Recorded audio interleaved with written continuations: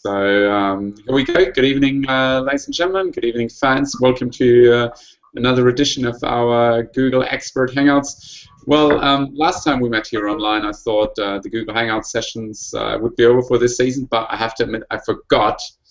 And while I'm talking, our third expert is running away.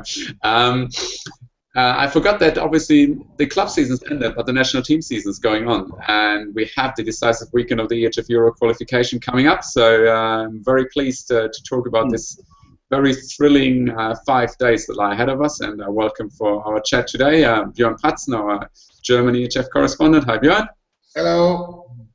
Nemanja, our EHF correspondent for everything that's happening in Serbia and Bosnia and Herzegovina, Slovenia, Croatia, you name it, and a few more nations. Hi, Nemanja. Hi, everyone. And he has got Scandinavia covered, being based in Frederikshavn, Denmark. Hi, Peter. How are you? Hi, everyone. I'm fine. Thank you. Well, guys, I think, well, no, first of all, because I tend to forget this, if you're following us online, obviously, tweet us your questions at ehf-euro or use the Q&A tool here on Google, and we will throw your questions to our experts as they come. Well, guys, I think we should go straight into it. We've got 7 groups to cover, so we'll just do it from the top down to the bottom, starting with Group 1, Croatia, Norway, Turkey, Netherlands in this. I think we all agree that Croatia and Norway, the 2 teams in 6 points, are probably going to make it to Poland. Is that correct? Definitely, yes. I see nods all around. Nevertheless, I think there's some topics to talk about, and I'll throw the first question at you.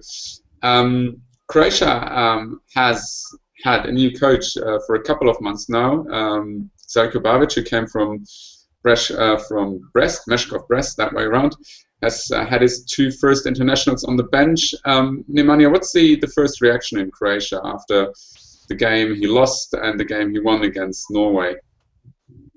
Well, it's only expected. You know, you have to have a rough start with a team like Croatia. They have their own way of doing things, and you know, in order for somebody who is, in my opinion, a very good coach, Željko Babić, to instill some of his changes to the team, it takes some time and it takes some dedication. And I think that to lose against Norway, it's not a bad thing. You know, Norway is a very good team. Norway is somebody you should expect to challenge you, to give you a run for your money. And even though being considered the favorites of the group, I think that Croatia are going to qualify, and given some time, they're going to blend in a little bit better and to prove that they can definitely still be on at the very top of the European handball. Speaking of that, I saw Babić playing with Meshkov Brest quite a few times, and I know his game plan. I know the way he manages the team. So I think that with a team like Croatia, you know, he likes to play a bit tough on the defense. He's a bit more on the Balkan side of the handball, which people don't appreciate very much. But I think that that's the handball that Croatia should play, and I think that they're going to be very successful under Babić, just giving a little bit of time to settle. Björn, how do you see Croatia? Are they a team in transition that kind of maybe takes this year and a half, and then they'll be ready for maybe not the next Euro, maybe not for the World Championship 2017, but definitely for the Euro 2018, which they host themselves?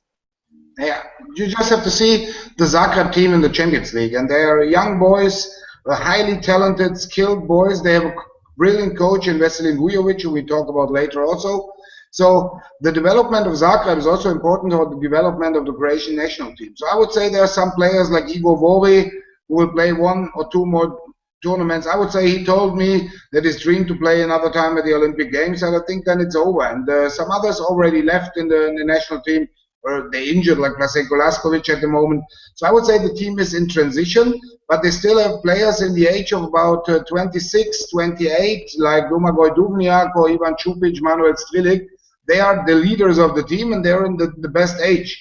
Of course, what the coach is fearing is that they have a tough season in Champions League behind them. But I would say in the long term, Croatia can get back where they belong, and this is definitely in all semifinals of all major events. Yes, one more thing I wanted to just add, if I may, of course. Yeah, go ahead.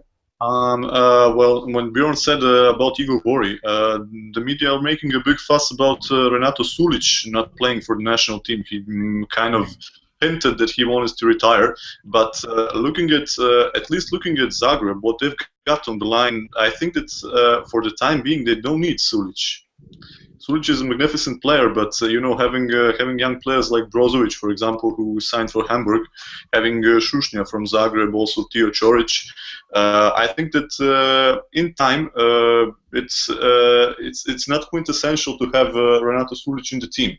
They could definitely use him, but it's not the key difference that he's not there, I think.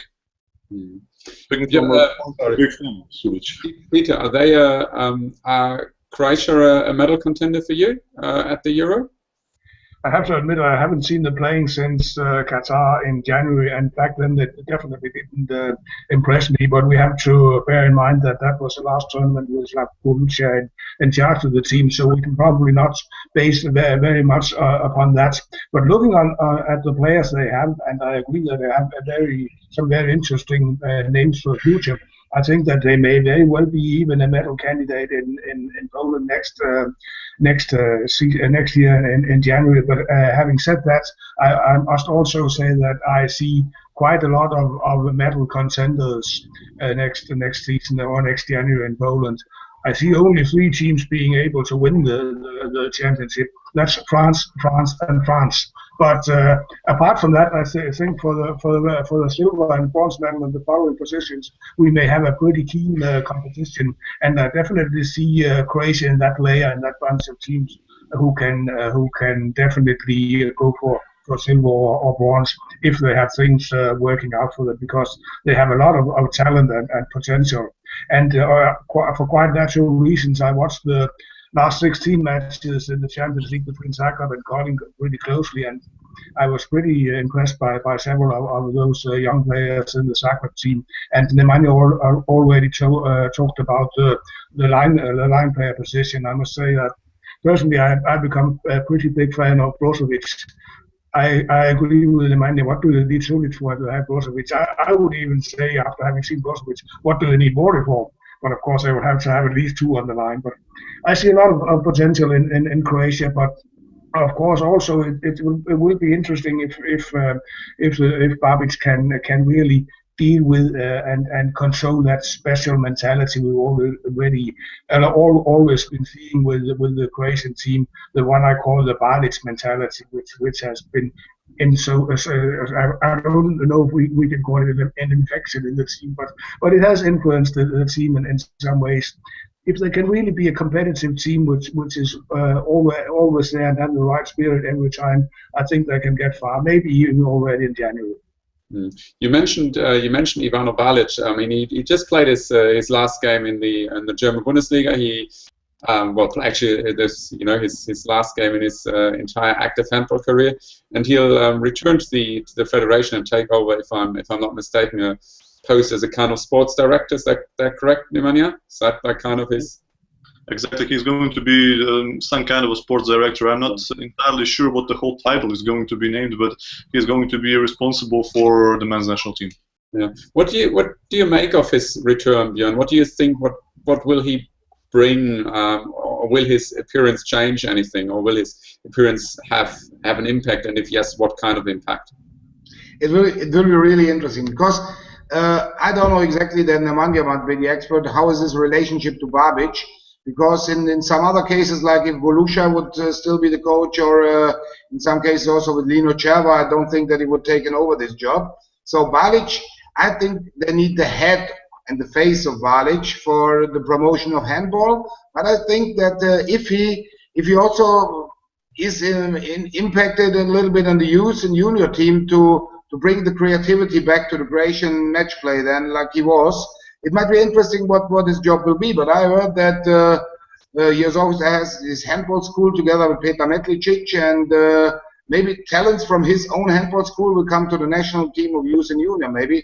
So I think it's an interesting project, but everybody who knows Ivano Balic, you can also say after 3 months, I don't care anymore. I did not get the respect I wanted to have, and they did not treat me right. And everybody knows he's a little bit diva. So it will be interesting if he puts in all his creativity and his knowledge about handball, then he can bring forward Croatian handball. But it can be a big crash with Zeljko Babic or someone else from the federation also. Nemanja, what do you think? How will this relationship between Balic and Babic, between Balic and the Croatian Handball Federation pan out? Well, I've actually learned about Balic taking over the managing director, or whatever the title is called, for the Croatian Federation when Goluža was still a coach. So in a way, that kind of hinted towards Goluža departing his role, because Balic will be above him.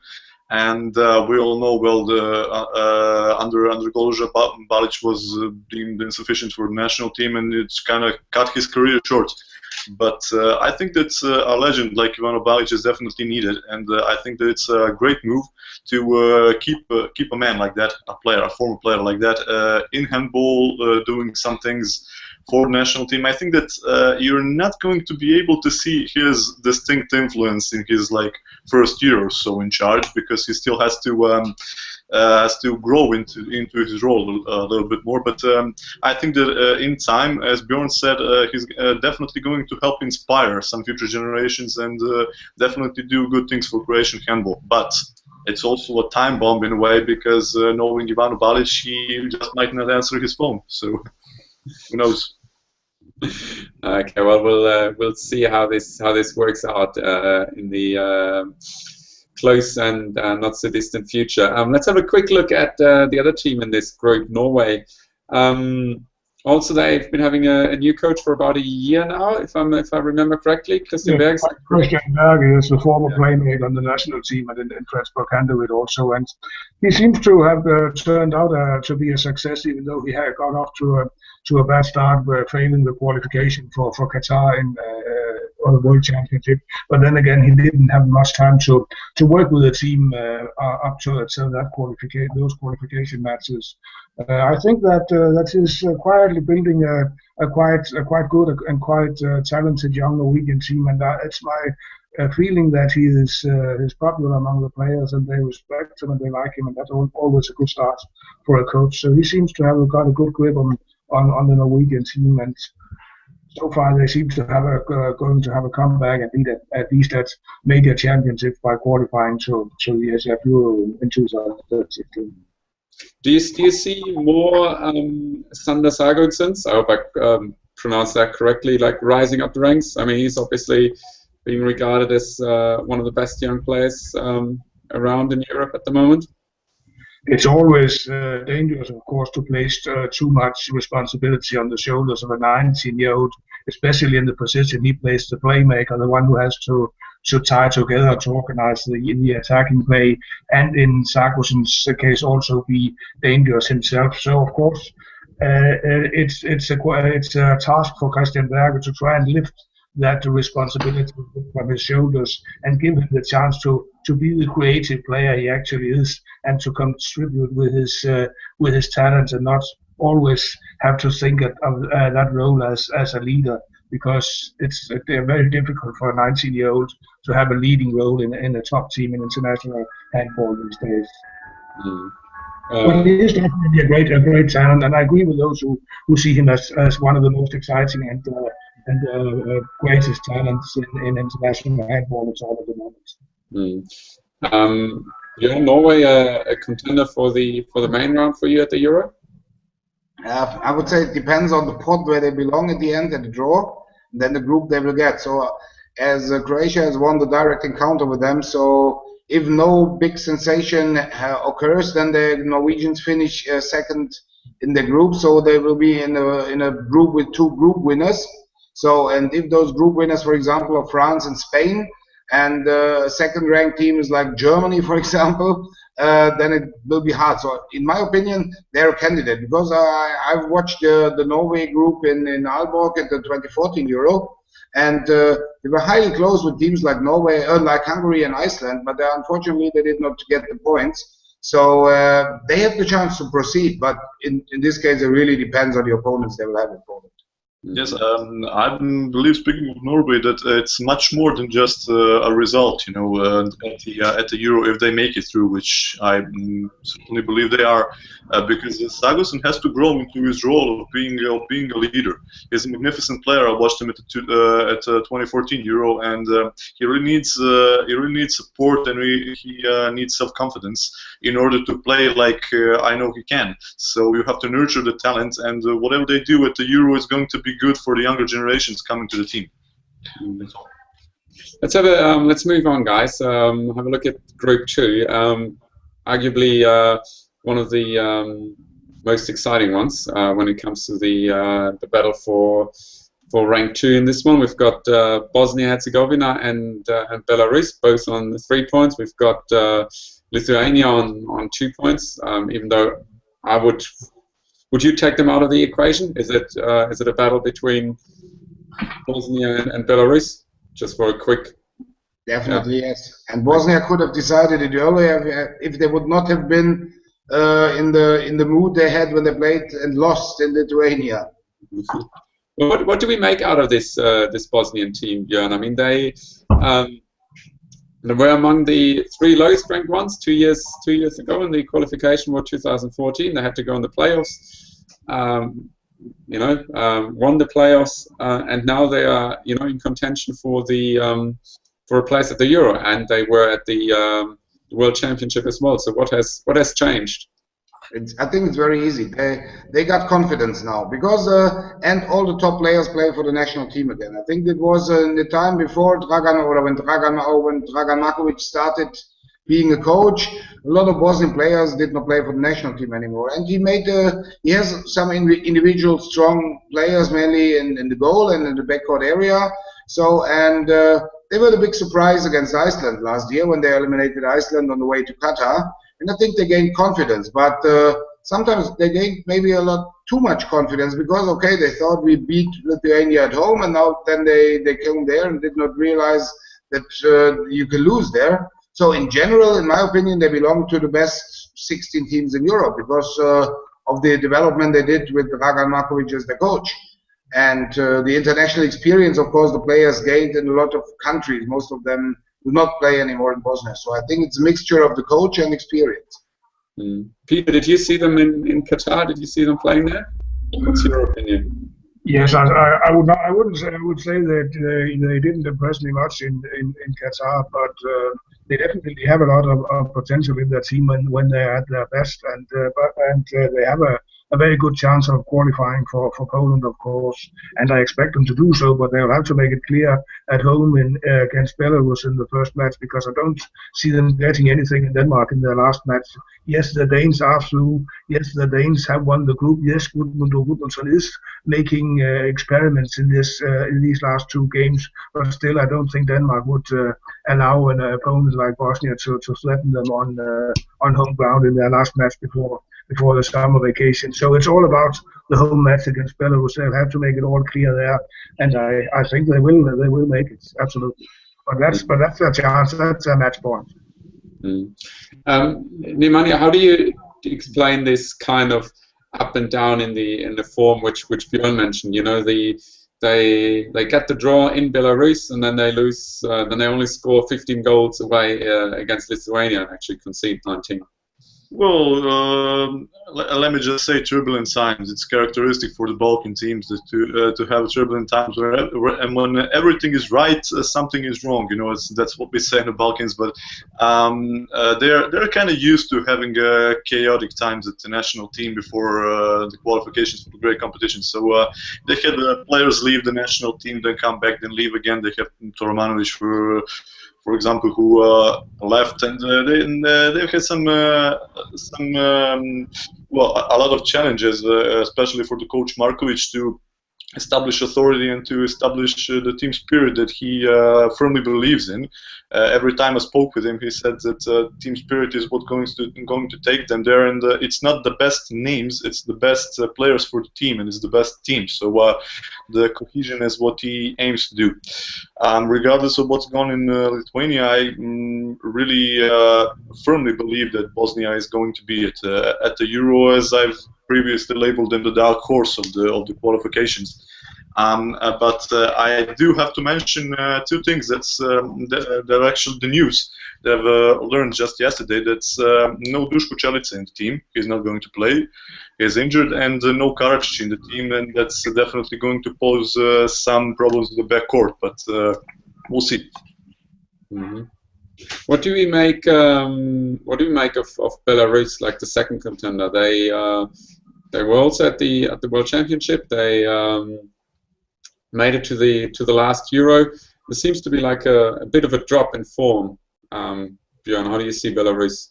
Yeah, it all depends on it's Rutenka plus 15 others. I would say it's still the same because the whole match play is put on the shoulders of C.I. Rutenka, and if it's a good day, he scores 15 times, and if he has a bad day, he scores only 3-4 times. When you see the first match of Belarus in the World Championship in Qatar, after 10 minutes he got a red card, and then from that moment on, the downswing of Belarus in Qatar began.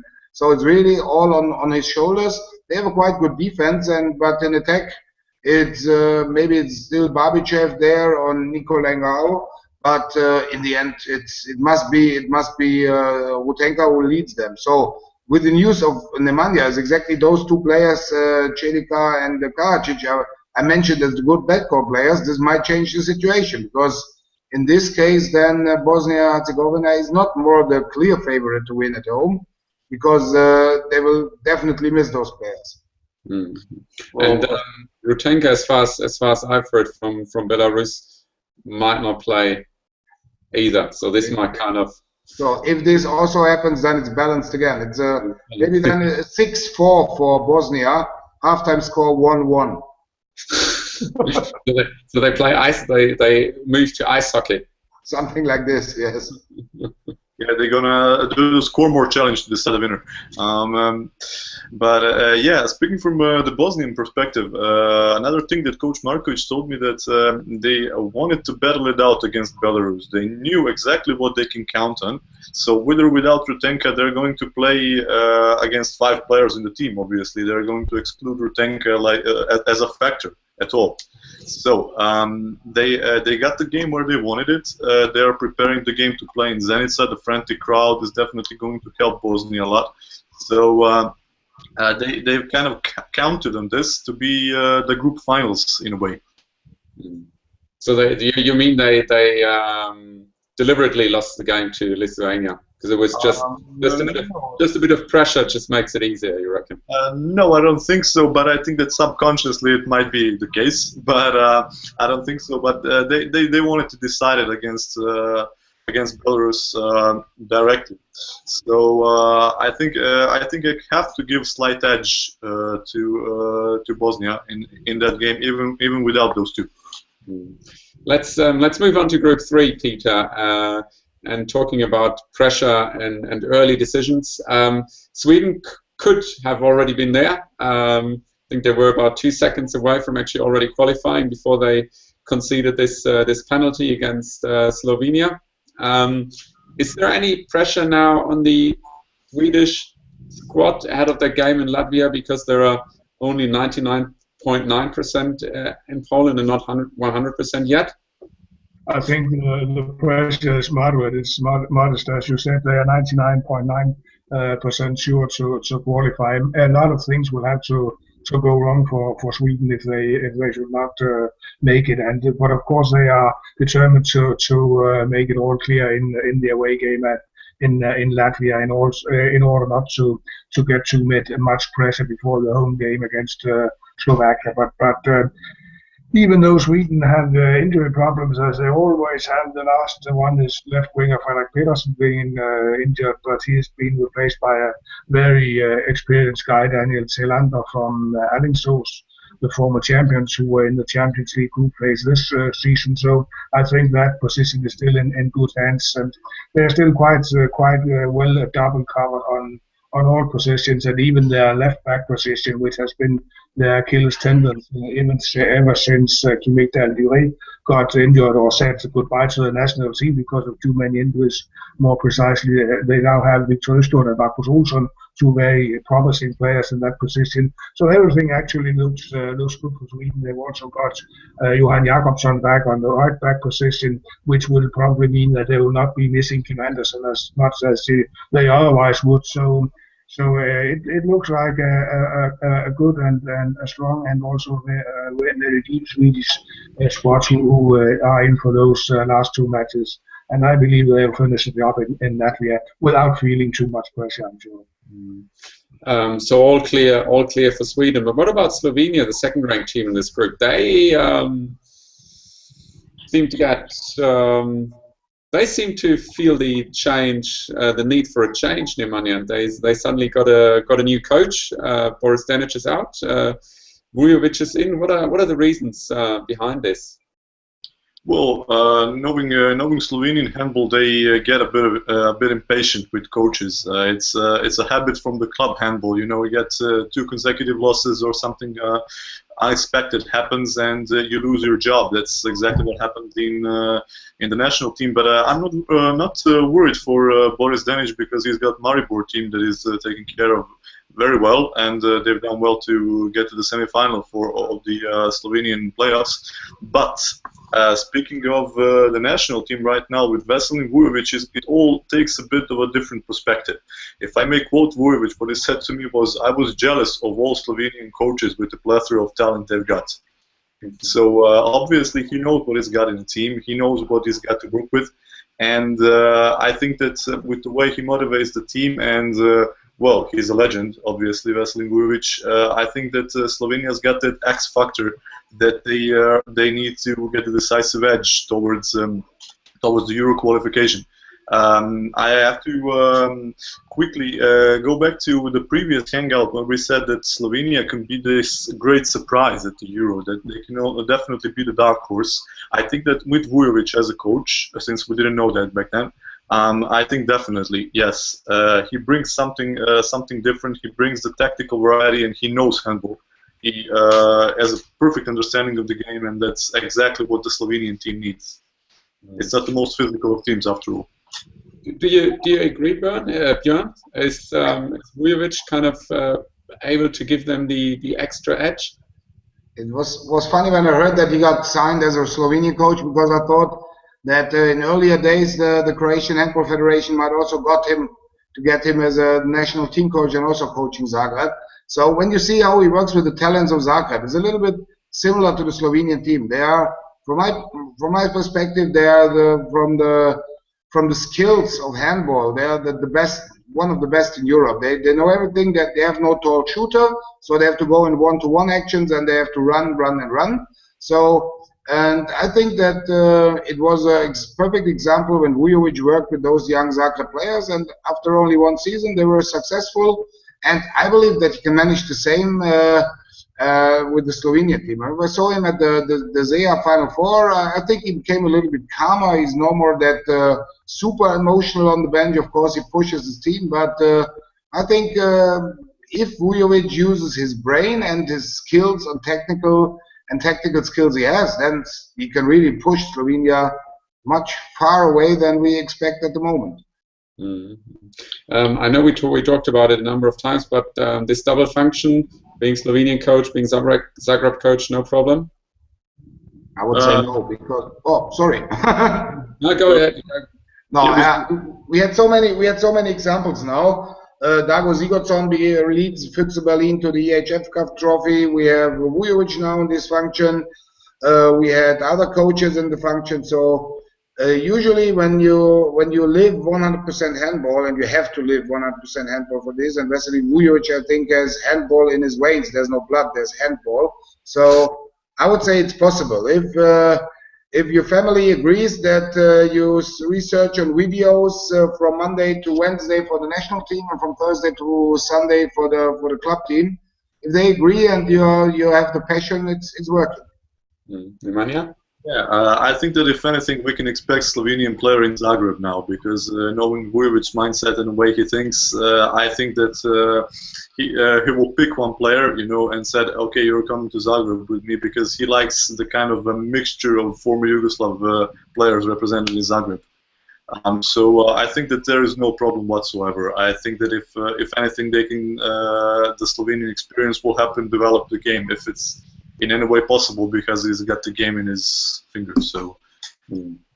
I would also raise a question of logistics, of geography, if you can make it work as a national coach and club coach at the same time. We've seen with Dago Sigurdsson, well, he has the job in both jobs in the same country. We see with Vujovic, he has jobs in neighboring countries. That's a bit easier to handle in those situations. And for instance, I could mention an example of Aron Kristjansson, Icelandic national coach, who was brought to Kolding to coach their team for 18 months or 15 months, how much it was. And he had his family in Iceland and was living and working in Kolding for most of the season. And I know that was pretty much a problem for him. That's not the reason why he has stopped in Kolding. It was because Kolding couldn't afford to keep him, and maybe he will not even continue as Icelandic national coach. But it's logistics and geography plays a big part, I think, if you should be able to handle both jobs. I don't know if we have seen more or fewer examples right now. We see some more, as for instance Vujovic now, and then we see some who stop in the double functions, like for instance Christensen. I don't know where this tendency will go, but considering the fact that the strain, the pressure, the demands will probably not be any smaller for club coaches, nor as for national team coaches, I think it may be not at least not be easier in the future to have those double jobs. Peter, you're brilliant at building bridges. Obviously, you mentioned Kristjansson, Icelandic coach, which brings us straight to Group 4, where we have 3 teams with Iceland, with Montenegro, with Serbia, all vying for the 2 places that definitely secure you a spot at the Euro. Just a quick prediction, just naming 2 teams. Peter, which of these 2 will actually come first and second, you reckon, in Group 4? Montenegro and Iceland. Nemanja? Montenegro, Iceland, Serbia is the best third. Yeah. Okay, it's like I like it when you don't answer my question, but just add some extra. It's okay. Yeah. Iceland, Montenegro. Iceland, Montenegro. Going back to Iceland, or starting with Iceland, I think you talked to Pettersson ahead of the Serbia matches, and he mentioned Montenegro as kind of we had this game pocketed in our minds. Are they still such a good team? Are they still the team that won silver in 2008 at the Olympics, bronze in 2010 at the Euro, or is Iceland a team that is kind of a main round contender? Yes, but has to live with the fact that they lose a game every now and then. I would say there's the change has to come in Iceland now, because there are a lot of players of this golden generation still on court, like Robert Gunnarsson, like Björn Gustafsson, like Gogi Sigurdsson. I think he can play 10 more years. So, but also like player like Alexander Pettersson. So there needs to come a change. Some Icelandic players also playing, most of them playing in Germany now. They're becoming better and better, and they have these middle-aged players, I would call them, like Arno Atlason is also a little bit older, middle-aged players, or Aron Palmarsson now. So I don't think that Iceland is still on that high that they had been in Beijing and in Austria. And it's more the Icelandic team it was before, when Olaf Augustason said we play like to win in Iceland, sometimes strong, sometimes not. So I would say on a good day, they can beat nearly every team except Peter's 3 teams of France. But on a weekday, as you saw last year, they can even get eliminated by Bosnia-Herzegovina. But I think they have it in mind against Montenegro this year that they first have this match in Israel, and then they can wait on the result of Montenegro and Serbia.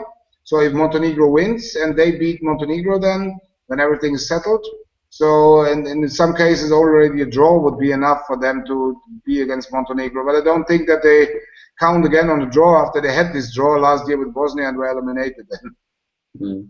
What's the mood in the Serbian camp, Nemanja, ahead of this clash of neighboring nations, Serbia and Montenegro? Well, I think that the result against Iceland in Niš, the rematch, helped a lot to publish the team spirit.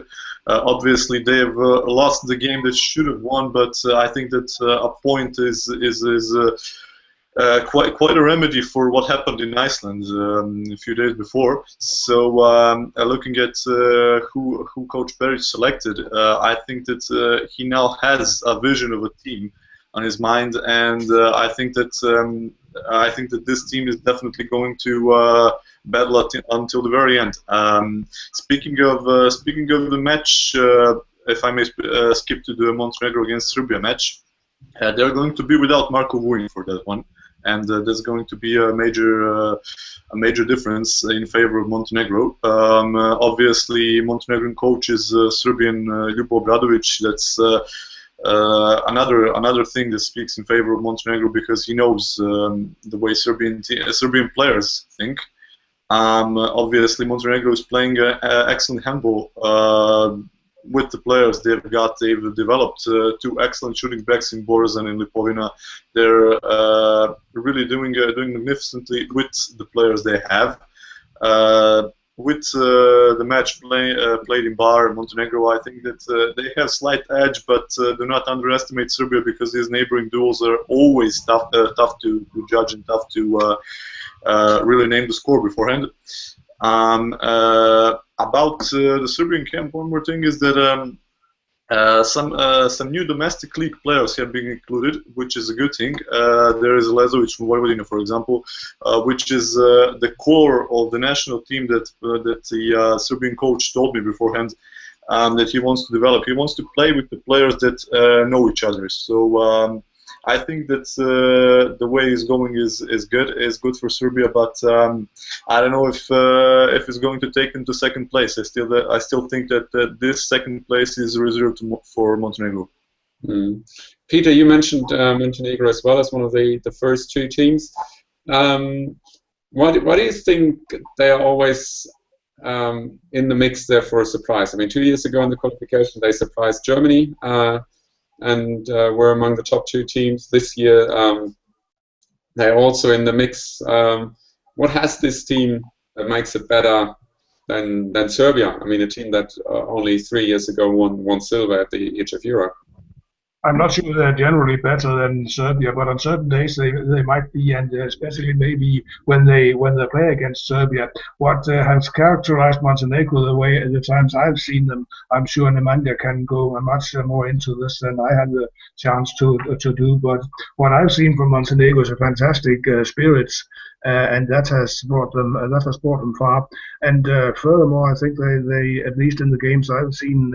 As long as they can stick to their core, to the first seven, the first choice players, they have a very brilliant team and a very interesting and exciting team, which maybe some of the so-called big nations tend to underestimate, because Montenegro is such a small nation, and some people are often fooled by that. In the old days, it was the same with Denmark, that some of the big nations didn't really notice Denmark because it was such a small country. It's still a bit the same in football, where Denmark is also often overlooked for the same reasons. And maybe Montenegro has benefited a bit from that too. But definitely they are good at striking at the right moments, and that's always a very good quality, and maybe a quality which not.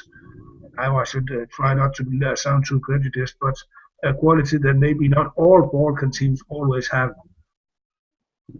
Do you agree, Björn, with Peter's summary of the Montenegrin team spirit being like their main strength? I absolutely agree. I was there at this crazy match in Podgorica 2 years ago when they beat Germany. And Germany, even at the halftime, they were +1 or +2. They said, yes, after 45 minutes, Montenegro will lose their powers, and then we will take over the control. Then after 45 minutes, it was a +3 for Montenegro, and they still were underestimated, saying, okay, in some minutes they will lose their power. At the end, Germany lost. And the same happened 1 year before to Sweden, and the same happened in the match with Iceland. This is what Pettersson said to me. Of course, we knew the results of Germany and Sweden, but we did not feel it in our own hands. And now we know how Montenegro is. They never give up. They fight. They never give up. And of course, on their home ground, they have a great audience there. So I would say it's a team spirit, and of course, with Milic and the backcourt players and the goalkeeper, they have some good, highly strong players coming from big European clubs. Yeah, what's clear is that we're going to see less than 50, I would even say less than 45 goals in this match, and we will see a backcourt struggle, we're going to see a backcourt battle, and we're going to see a very tough match that is not going to be pleasing for the eye, but that's the way those two teams play. Nemanja, can I just get back to Serbia quickly? And as I said, I mean, they were here like 3 years ago. I mean, arguably on home court, they won the Euro. They struggled already in the qualification to the 2014 European Championship. Then got Ranius as coach. He obviously secured the qualification. They failed to qualify for the last World Championship after having won I don't know how many goals against Czech Republic in the first game, just to lose the second game by even more goals. And now they struggle again, and they have players. Vuyin, I mean, you said he's not going to play now, but you know, Vuyin, Mume Ilic, who scored 100 and whatever goals in the Champions League to become top scorer. So there are some big names in there. Yeah, well, where the problem lies is that they haven't had a chance to actually bring in the younger generations and give them time with the national team, because they fear they will sacrifice results. They've had the World Championship, they had the Olympic Games, they've obviously secured the participation in those in 2013, and they didn't use the competitions to introduce younger players, which, well, it's a choice, you know, it's a choice you have to make. You either go for the result or you go for the younger players, but I think that those younger players that you need at the national team are finally getting their way through to the team, and I think that the transitional period is going on right now. How fast and how efficient it's going to go, I cannot say. I'm just going to assess the players that we have right now. They are young. For example, Djukic on the right wing, who's playing magnificently. We've got Zelenovic, who is going to be a backup for Vuyin, and definitely most likely going to start the game on the right back. We've got Momir Ilic. We've got obviously, well, the plethora of choices on the left back. Even the former Germany international Petr Djordjic has joined the national team. So those are the young players that are finally given a chance and allowed to shine in Serbian shirt. As I've said, it depends definitely on how the system is going to fit them in and how they're going to fit in to be playing with their new teammates. Obviously, Ilic is going to lead the way, but we need to learn to rely on the younger players, as I said previously. Younger players, maybe a good point in order to move to Group 5. And Björn, I think in your preview for Russia ahead of their round 3 and 4 matches, I think you quoted Torgovanov that he was kind of complaining about the lack of Russian talents. Is that something that you could see could ultimately, even already next week, cost them the qualification for the ehf-euro, or are they still strong enough to beat Ukraine probably, but are they going to struggle against Portugal? I would say that the problem with those talents, he said, is it was of those who were born in 1991, 92. The people were afraid in Russia what's going on after the fall of the Berlin Wall, but he said now, 95, 96, these years, they have some talent. So, but when you look back, it's of course the pool of talents in Russia is smaller and smaller, decreasing compared to former years when they had a lot of strong handball players. But they have built up some good players which already gone now to Vada or play in Chekhov or St. Petersburg. So I would say maybe it's a little bit too early for the talents. As you saw, they scored 12, 14 goals in one match in Chekhovsky Medvedi, those young players, but the defense was so weak that they conceded 38 or something like this. So I would say they still need players like Sergei Gorbok or the others like Shelmenko to lead the younger generation, but I think some players are coming there. So I would say that Russia will definitely qualify for the Euro, because you have to see that the 5 best players or 4 or 5 of the best players of Ukraine quit playing for the national team officially to family reasons, but you don't know what's behind this, if it's a political decision or whatever. So when you see the Ukrainian squad, this will not be a high hurdle, even 2 times in 24 hours played in Minsk. So, and then of course, I don't think that even as Hungary is already through as number 1 in their group, they don't give the match from the hand, same as Peter talked about the Danish team. So, and I would say Russia still are stronger than Portugal, and they have the match on home ground in Moscow. First time since, I think, 13 years they may play a home match in Moscow.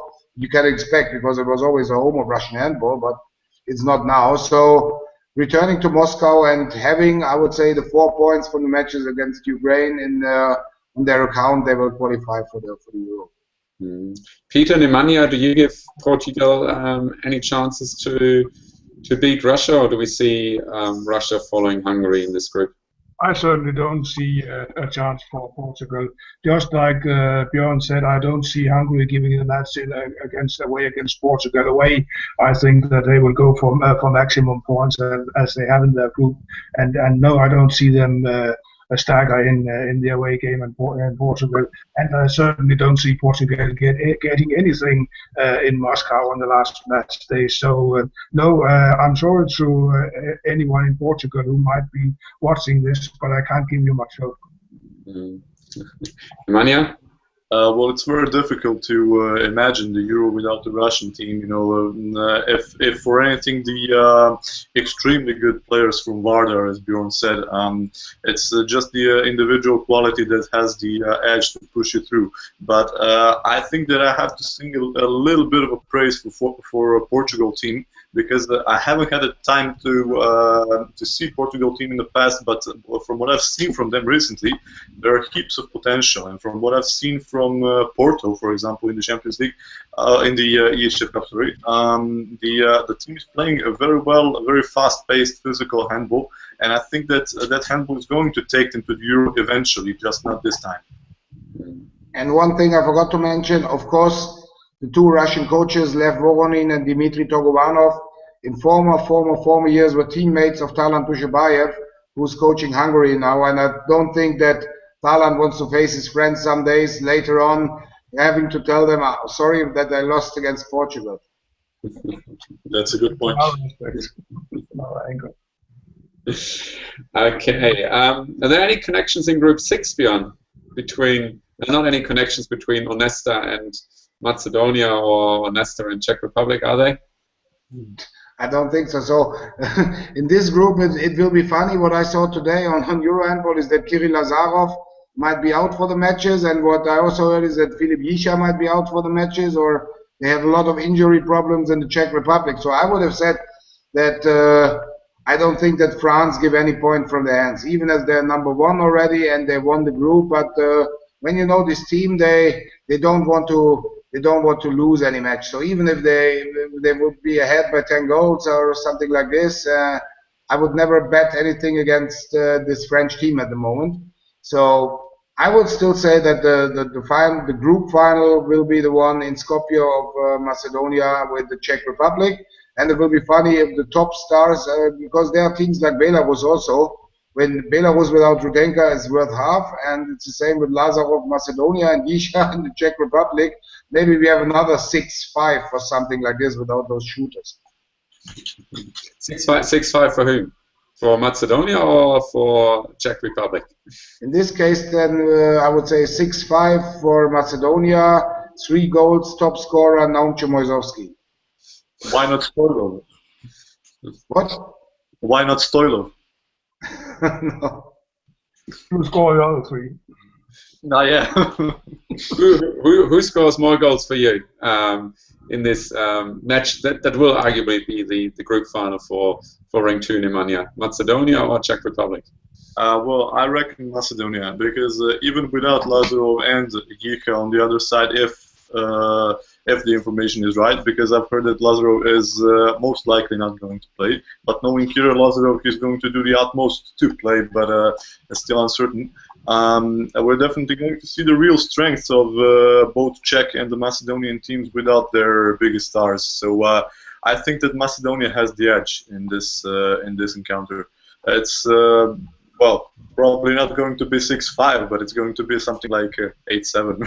Who knows? Peter, can you give us at least some more than like 15 goals or so for that match? Yes, I believe that maybe we can come up to at least 16 goals. Okay.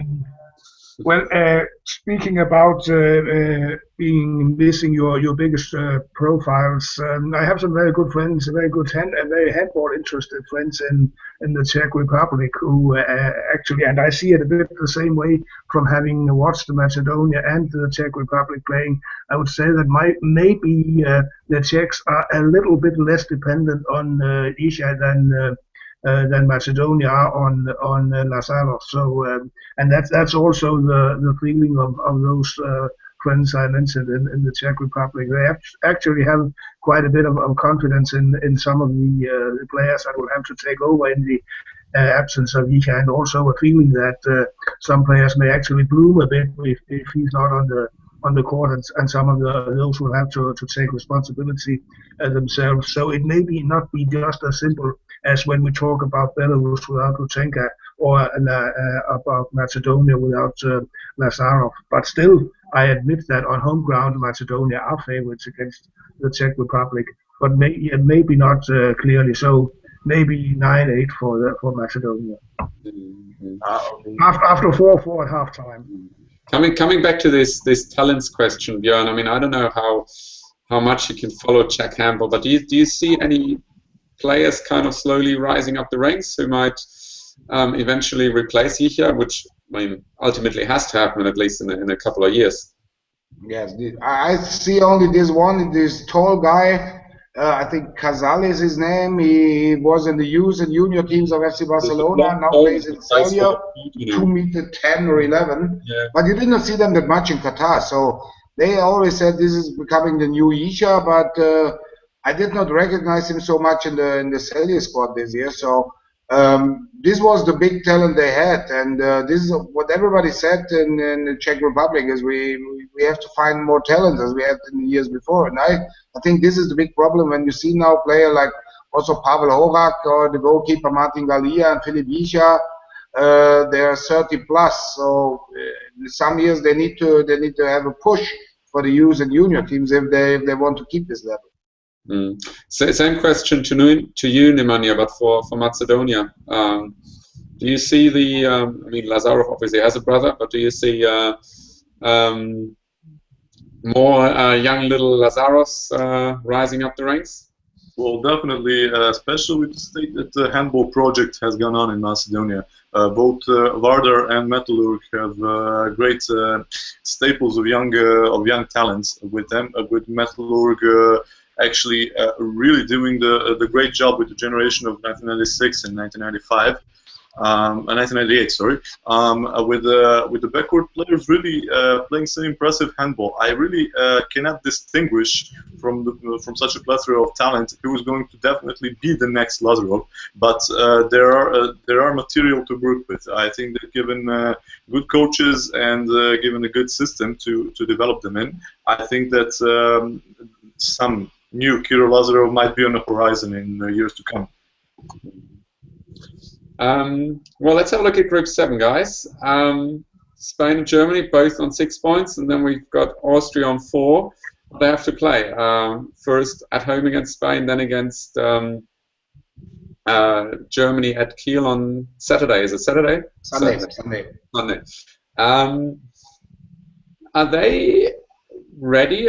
Is it possible for them to bring another surprise and qualify for the third major tournament, maybe as the best third-ranked team, Björn? Or because I mean they were a bit like on the rise, and they have the top and the second top scorer from the German Bundesliga. Yeah, of course, you have Robert Weber and then Raul Santos in the squad, but missing their absolutely key to success with Viktor Szilagyi. He's injured, he's out for some months, even after a foot injury. So then I don't believe that they have a chance to get one more point in those two matches. You saw it in the first leg at Vienna against Germany. Without Szilagyi, they had no chance, and they need his inspiration, his creativity, and scoring his goals. You cannot only count on those wings who score for you like Weber and Santos. So with Szilagyi and with the fact that Germany might have already qualified or will qualify by beating Finland on Wednesday, there might be a chance for at least a draw, maybe against Germany. And but for Spain, they also need the point on Wednesday. They want to make it clear as early as possible. So unfortunately for the Austrians, who have a very inspired team in the last years, when you just see the consolation in the group of Serbia, that those teams have 5 points on their account, and Serbia still plays with Israel. So then you have to see that Serbia and or Iceland then have 7 points, and Austria still have 4. So they need to beat one of those two teams, Spain or Germany, and make a draw against the other. And I don't think that it's a realistic point of view. Nemanja, do you see any chances for Austria? Or do you generally agree with what Björn said? Well, I like the Austrian team, but I think that with the constellation in the group, it cannot be any harder for them. You know, I really can't give them much chance. Peter, what do we make of Spain in this group? Are they among the teams that can come fourth at least at the Euro behind France and France? So I definitely see them as a very strong contender for the fourth position behind the three French teams. Maybe even if they have all their star players fit and can make them function as a team, as a unit, I still see I still have a lot of hopes in Spain. I definitely think we can expect to see them in the top and in the medal ranks and in Poland in next January. Of course, to them it will some things will also depend on the draw, but there are not many teams who will be able to defeat Spain in a major championship at a final tournament. So I think we can have some pretty big expectations in Spain in January. For Germany, Björn, is German handball already back on track after this qualification? Is it fair to say so, or are there still some steps missing? Of course, there are some steps missing, but they're back on track, I would say. They of course they say we have these long-term goals, like for the Home World Championship in 2019 and Olympic Games 2020. But when you see especially the development of those young players like Vida and Trux, and then they bring in a player like Pichkowski, nobody knew before, and he scored 6 goals against Spain and became the match winner. So they still have a chance, and again, it depends on the group you play. I would say they go to the main round in Poland, but then you have to see who waits in the main round and how many points do they bring. Usually, if nothing sensational happens, Spain will win this group, so Germany will be in the group on the pot of the second-ranked teams. And then it can happen, like as I said before, like Spain and France, and then you get a team like Iceland, for example, and that will be tough. But as Germany had never been lucky in the last years with some draws, maybe you are lucky with this draw. And I think that the team gained a lot of confidence. Not only with their results in Qatar, but also when they recognize they can beat a team like Spain. It was on home ground, it was a +1, and they lost the rematch quite much clearer. But they said we have learned so much from those matches that we are not so far away again from the top. And you have to see the last 2 qualifications, they failed. They had not been part of the Euro in Denmark and the World Championship in Qatar before the wild card has arrived. So the first goal was to qualify for Poland. I think they make it already in Finland. And the second now is to play quite good role in Poland. Guys, it's been a pleasure talking to you.